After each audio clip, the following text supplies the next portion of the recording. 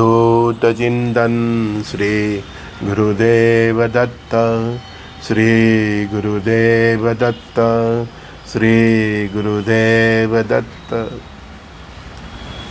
एक सखा ने बहुत अच्छा क्वेश्चन किया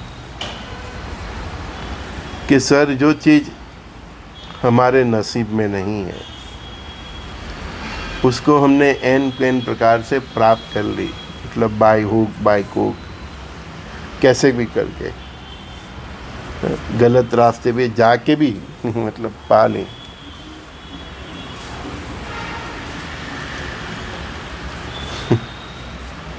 तो उसके बारे में आप बताइए।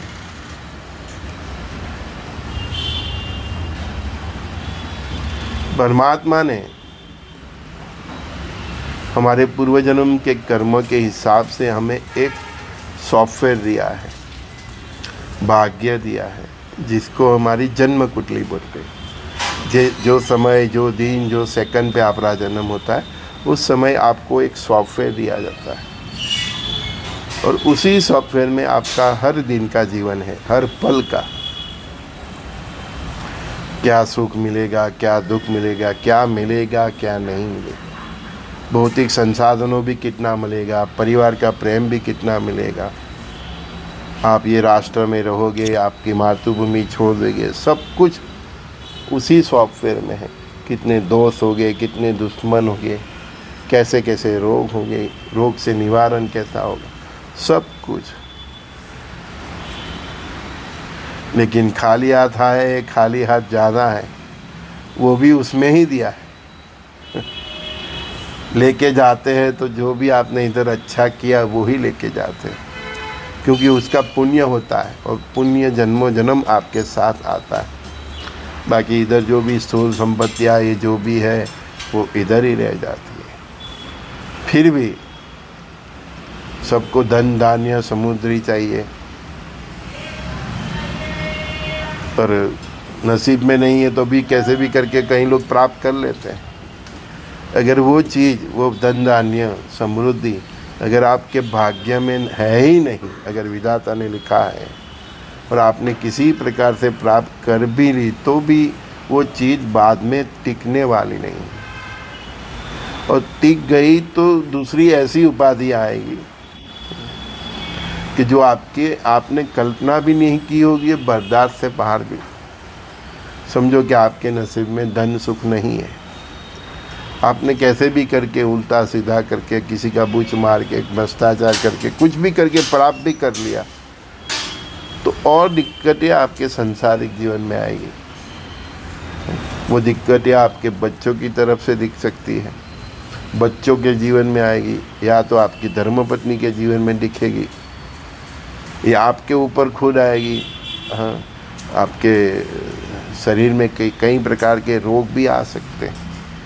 तो एनर्जी तो डाइवर्ट होके ही रहेगी। जो चीज़ आपको फेस करना है उसकी आपने दिशा बदल ली, समझ गए, दिशा बदल गई। दुख तो आपको झेलना ही है। धन का सुख नहीं था, आपने पा लिया, तो आपको तन का दुख भुगतना पड़ेगा, मन का दुख भुगतना। वो इंसान तन और मन से सुखी नहीं रहेगा, चाहे कैसे भी करके उसने धन संपत्ति प्राप्त कर ली। ऐसा तो परमात्मा से पर कोई नहीं है। बोलते हैं ना कि बड़े बड़े महलों में भी उसको चैन की नींद नहीं आती, तो इसी कारण नहीं आती क्योंकि उसने जो प्राप्त किया वो उसके भाग्य में ही नहीं था, और गलत रास्ते से प्राप्त किया तो वो सो भी नहीं पाएगा, रह भी नहीं पाएगा, खा भी नहीं पाएगा। हाँ, बच्चे, उनके बच्चे, वो भी ऐसे संतान आएगी जो उसको इतना परेशान करेगा, तो सोचेगा कि साला इसके अच्छा तो मैं अकेला होता तो ठीक है। मतलब एनर्जी डाइवर्ट होती ही है, आपको झेलना है। आपने दिशा बदली, तो वो दिशा बदली तो दशा किसी प्रकार के आपको छुएगी छुएगी छुएगी, बच नहीं सकते आप।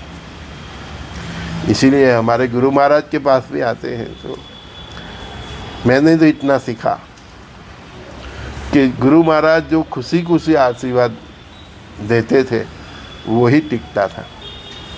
और कई लोग जो गुरु और शिष्य का रिलेशन होता है तो उसका दुरुपयोग करके कई बार गुरु से ज़बरदस्ती भी आशीर्वाद ले लेते हैं, तो फिर मैंने देखा है कि वो टिकता नहीं है।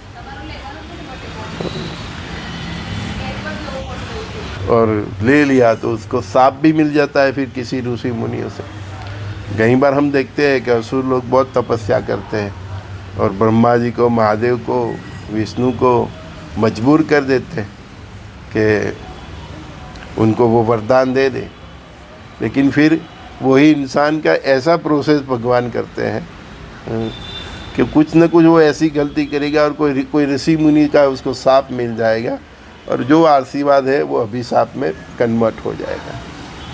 तो इसी तरह आपने बाय हुक पाप करने की कोशिश की तो फिर इसी तरह वो फिर शापित हो जाता है। समझ में आया? हाँ, अभी समझ में आ गया।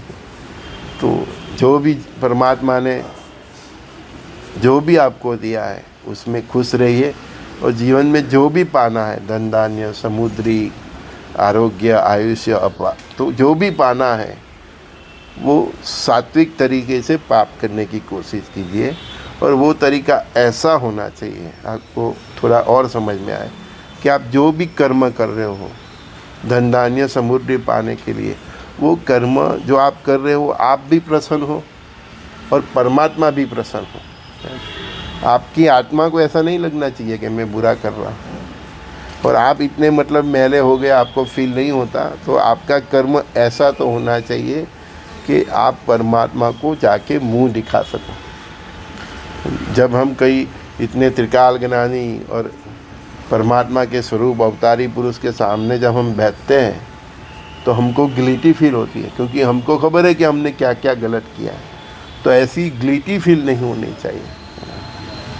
तो इसी प्रकार से डेली कर्म करते करते अपने जीवन में जो आपको पाना है उसको सात्विक तरीके से पाने की कोशिश कीजिए। ठीक है। संजय दस्ती का सभी दोस्तों को प्रणाम। श्री गुरुदेव दत्त।